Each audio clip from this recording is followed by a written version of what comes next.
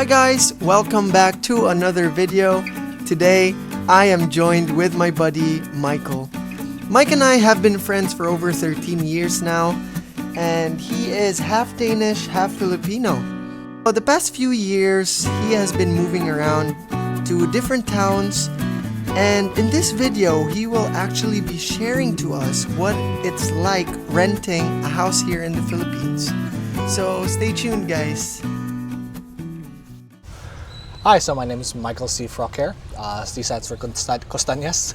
I'm 27 years old. I lived here in Dumaguete for about 26 years, more or less in Dumaguete, because the other places I've lived was either in Banilad or in Bacong or in Sibulan, but they're just neighbors to Dumaguete.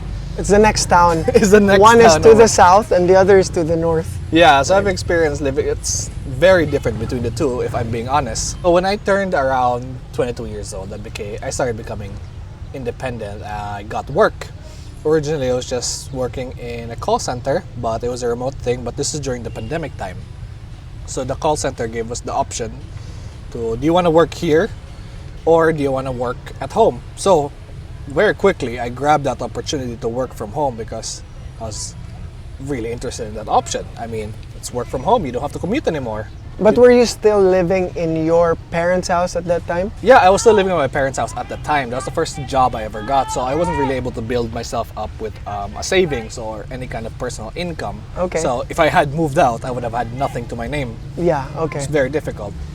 So as I started working, I was able to save up a bit. The nice sign-in bonus was very friendly. So we used that sign-in bonus, which we saved up, separated. Around the 8th month of working, I thought, me and my partner decided, we need to get our own place. We want our own privacy. The problem with that is you're gonna have to build your own independence. Look for your own house, understand how the rent will be, electricity, how much that's gonna cost, and water. Based on what we had in the house, we had a fridge and a few fans and those kinds of things. And the bill came out around 3K. Which was really a lot, which made me get a little worried. Water was no problem because almost always you're gonna be having 150 pesos unless you're running a pool or a fountain. Yeah. So 150 would be like what, $3? $3, yep. Yeah. Yep. And what's this called? Electricity would be like less than $50. No, but a little more than $50. Around $60, $70. $70, yeah. But that's with air condition. That's with air conditioner. The first house we moved into was, it was just a nice little room. It wasn't a house, it was a room for rent, semi-furnished. But that was a nice little thing because water and electricity was included in that room. So we just paid for the rent at the time. That was in Villa Verde, Buñao, just in the border of Sibulan, just in the border of Dumaguete, the north side. Okay, so that's around 5 kilometers from the city, would you say, to the north or less? 3 kilometers.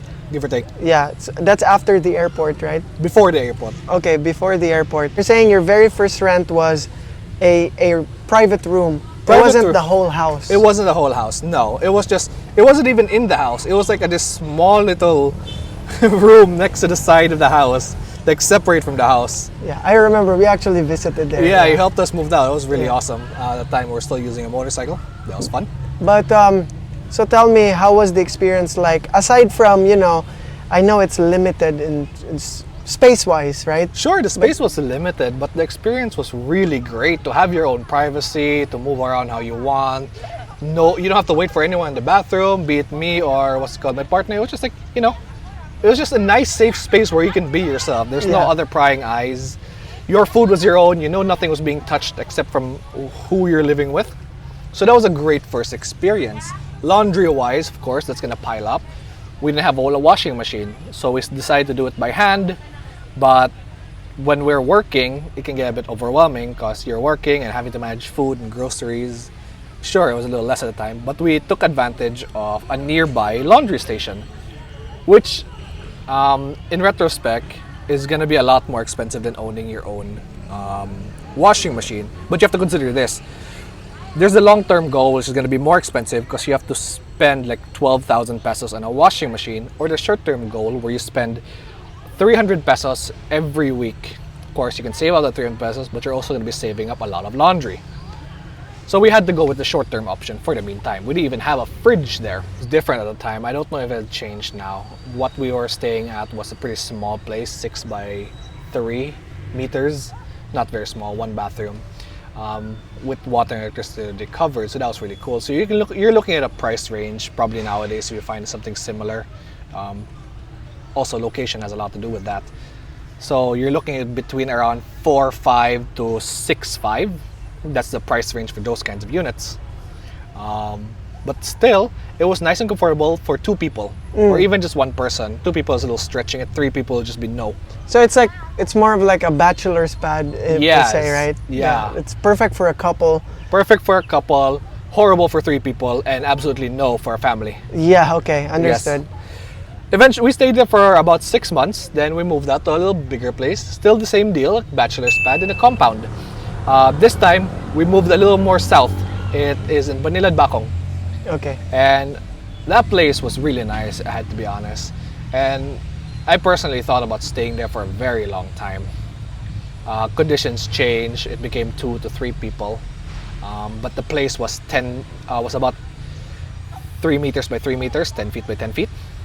And it was very good. It was a nice compound. You could walk your dog because the area is very clean and safe, quiet. We did have a noisy neighbor, but thank goodness after 2 months he left. Like, it was to the point where he would be banging the walls. It was that kind of compound where it's a bunch of shared rooms. So you're gonna have neighbors you're not gonna be happy with. He got replaced though by a couple who was just a little bit noisy with their door. You know, those kinds of people just go slamming their door instead of closing it normally. I understood though, they had cats. They didn't want the cats going out. Okay. But it was still very annoying. But again, conditions change. But that kind of unit, about same deal, 4.5 to 6K, but water and electricity is not included. Okay. Most compounds, water and electricity is not included. What about the Wi-Fi? The Wi-Fi was your deal, your problem. So yeah, so it's water, electricity, and internet. And internet, yes. If you want to get Wi-Fi, mobile data there was good enough, but Wi-Fi is always more reliable, it's more consistent.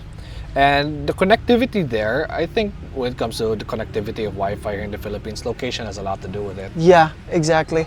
I mean, how consistent the connection is. Especially to foreigners who, like, it's their first time coming here. They're in for a shock at how bad. Yeah, we don't want to sugarcoat. There's no sugarcoating it. So yeah, I lived out in South.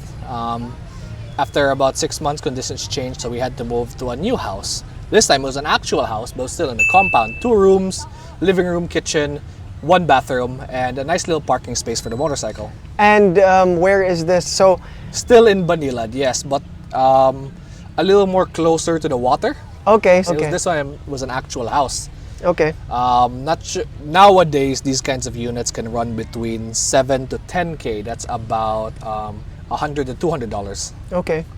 Shy about that. But that's still not including the bills. Still not including water, electricity, and Wi-Fi is separate. Okay.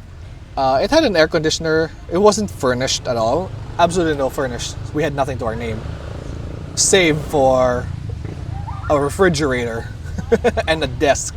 That's all. Because the new unit in Banilad, prior to the house, was semi-furnished. It had a bed, and that's about it. Actually, yeah, it just had a bed. That's why I had to buy a desk and a fridge, because a fridge is very helpful. But that's absolutely incredible how you guys, built your life that way. Yeah, we had to start from nothing, and now we have. Well, we'll get to that part later. But it's nice to start from nothing with literally zero to your name, and then now you have these things which you have to deal with if you move. So, there's pros and cons to owning things. Accomplishment and the excitement. I remember how excited I was when we first got when I owned my first toaster. Yeah. A frigging toaster. I never had a toaster in my life. I had one of those toasters where you close it, sure, but I never bought that myself, and those things broke almost instantly. Yeah. When I bought my first toaster in Lee Plaza, I was so excited to use it the next day. That same day, I bought sliced bread, and threw it in the toaster. I'm like, oh yeah, punk, ah! It's those little things in life when you're an adult that just makes you feel so excited. It's like being a kid and receiving this amazing toy, right? When you're an adult, and especially now that you actually buy it with your own money. When we moved over to the Banilad compound one, that's when we bought our first fridge. I remember when we bought it, I was so excited for the next day that they're gonna deliver it. Oh shoot, I'm so excited. I'm gonna have a fridge. It's so cool. We can store stuff. When the fridge arrived, we thought it didn't work. Because you know when you open the fridge, the light's supposed to turn on. And we're like, oh, did we get a defective fridge? It was working in the store. What's going on? We had the technician come in. He looked in there. The light bulb was loose. Oh my gosh. We wasted the technician's time to turn a light bulb. Did you guys at least have a good laugh? We had a really great laugh. Yeah. And we felt so bad. Like, we were so sorry. And the dude was so understanding. Don't worry, it's fine. It's all good. Here, touch the fridge. It's cold now. That's incredible. Yeah, but again, that's kind of the excitement of owning your own thing, starting from zero. So, so with that place, you mentioned there's 2 bedrooms, right? Two bedrooms. How was it like knowing that the rent is relatively reasonable and to a foreigner standard that's Dirt cheap. Yeah, it's ridiculously cheap. So for, you would say $200 A month, yes. $200 a month, you get a 2-bedroom house. 2-bedroom with a nice living room and a kitchen. Okay. The kitchen has its own sink and countertop and drawers and its own bathroom with a shower, a toilet and a sink. If you own a car, you could not park it there. Okay. There was no way you can park it there, so you had to park it out the side of the road, exposed to the sun and the rain. Okay. So, you know, that's something to consider. But a motorbike will do. Motorbike fits just fine. Okay. Yeah, and another thing is it's a compound, so it's a shared space. So what I had a problem was every time we tried to go into our house, because ours was the one at the most end, and there's 2 houses just before that. So when you're crossing, Filipinos will be Filipinos, and they're gonna stare every single time you pass. Okay. They're gonna do these glance. Look at you, and if you glance back at them, they know you're looking at them, and they know you saw them, and you know they saw you, and you can just do this. Yeah, you can just nod your head. They're Yeah. gonna be friendly about it. But as some people who really just don't want eyes on them, especially my partner, she hates it when people stares. It can become very irksome. So that was the downside of there. Yeah, okay. Besides the car parking thing. So yeah, but for some people who don't mind that part, it's the car parking that Yes. really, okay. That's the only real problem, the car parking. But to be honest, I would say most foreigners who come here, they prefer using motorbikes anyways Yeah. to start. So, I mean, it's a win-win to be honest. Yep, it was. Unless you don't want to be in a compound, you really want to have your own secluded area. Yep. Then of course you have to take that into account. But again, for a price range like that, that's quite a bargain to Quite be great, honest. yes. And how was the internet connection there? The internet connection there was very consistent. At the time, we were using a different connectivity. Unfortunately, when transferred there, they didn't have an available box. The internet box, which basically hangs on telephone poles. Okay. So we had to cancel that contract, but it was very easy to switch to a new one, which is what we're currently using now. Okay. Yeah, but the internet there was quite consistent. How long did you guys stay there? We stayed there for, I would say, about 5 to 6 months. Again, that was another place where I was very comfortable with. I didn't have a car, so I didn't care. Sure, shopping was a bit troublesome because you had to put this really big box in a motorcycle and drive all the way home. But Robinson's is right there, so it's like 10-minute drive. Yeah. Overall, it was great. I enjoyed living there, and again, I thought we would live there for a very long time. There was going to be no change of circumstances, and even if one more person showed up, became from 3 to 4, it would still be comfortable because there's 2 bedrooms. Yeah. And there's still so much more space to do. We even had a laundry area. I actually forgot to mention that.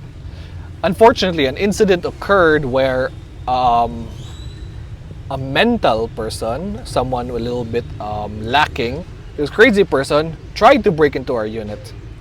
Okay. And that was really such an off-putting side. My partner got really scared. Her cousin got really scared. It might happen again. I told them, don't worry. The barangay they caught the guy. It's not gonna happen again. But they still couldn't they still felt very restless. So we were forced to move. Well, unfortunately, the gate is constantly left open because there's other people living there. Some of them were irresponsibly leaving the gate open. Oh my gosh. Okay. So safety-wise, there's always that thing. You're sharing a space with other people. Yeah. So if you're responsible and they're not, then you end up with that situation. Understandably. I guess that's one of the... Cons. That's a major con. It's a major con. It's a shared space. I mean, anybody who's had a roommate can understand how annoying that is. Of course. Yeah. Yeah.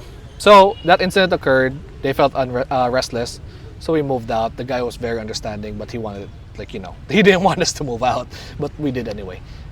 This time, we set our sights northbound Okay. to this place in Sibulan. So back to the north. Back to the north with me. Yeah, in Tubtubon, Sibulan, way more farther than where Bulok is. This one's past the airport, just before the proper of Sibulan, just really shy of the main town of Sibulan. We moved there, and the move was a hassle because we have to bring our stuff from one end to the town all the way to the other, go through all the traffic. We had to do 3 trips in a small little pickup, and it was such a hassle because our fridge could even fit in there. It was hanging tilted. Oh my gosh, yeah. Yeah, but eventually the move was good. We got everything sorted out. We got all the payments done. Same deal, our own water, electricity, and Wi-Fi. But this time, it had a nice little lot. So it was more space for the dogs to roam around with. That's another thing to consider. If you have pets, you have to consider the space your dog can roam around with. Is it safe to walk the dog around there? Can they take care of themselves in the lawn? The last 3 units, the first unit, the one in Bunyao, did not allow pets. The second and third, both in Manila, allowed pets, but they had no space to roam for themselves. Yeah, there's no fence anyways. There's no fence, yeah. So you have to walk the dogs yourself. Yeah. For pet lovers, that's really something you have to consider a lot. There's lots of places that allow pets, but there's just as much that does not. We lived there. It was a nice place, had a nice little lot. I'm not really sure what the dimensions are, but it was perfect enough where the dogs can relieve themselves freely and we don't have to go out of our way to walk them. Of course, I still enjoy walking the dogs, but that particular place was not very pet friendly when it comes to walking. There was stray dogs that are a little too aggressive. It was also great space. If you have a car, you can park there. It was from there where I got my first car. Felt very excited. It's still very exciting to own a car. Yeah, tell them, like, how is it like? So from a few years back, from buying your very first toaster, right? That excitement, now we scale it after 2 years? Within 2 years. Yeah, within 2 years, his partner and Mike finally got their own brand new car. Brand new car. So how was it like? How is the feeling of actually working for something and getting that? I would say a car is a big reward. Huge especially to Filipinos. Yep. It's not as common to have a car here than it is outside in like first world countries, I suppose, right? Yeah. So from that transition, I never owned my own personal or paid off my own personal motorized vehicle. Sure, I owned a motorcycle, but I didn't pay for that with my own money. My mother basically gifted that to me. Must be a great feeling to have the car. It has been a great feeling. And I would say that's one of the biggest accomplishments that you guys made as a couple last year. Mm-hmm. And you've mentioned that finally after that place, you moved one more time, right? Right, and with that place in Tubtubon, I stayed there for about 1.5 years. We had to move. So I moved out a lot, 5 times, to a new location, which is where we currently are now. It's more of a subdivision. First time I lived in a subdivision, really. It doesn't have a lot, but it still has a car parking that keeps your car away from the sun and the rain. Still the same deal, 2 bedrooms, laundry area, bathroom, kitchen, living space. It's been very nice so far. It's an up and down. First time I had an up and down house for myself, but I used to live in an up and down house, besides the point. Yeah, and overall, I can say out of all of those 5, I like the 5th one the best.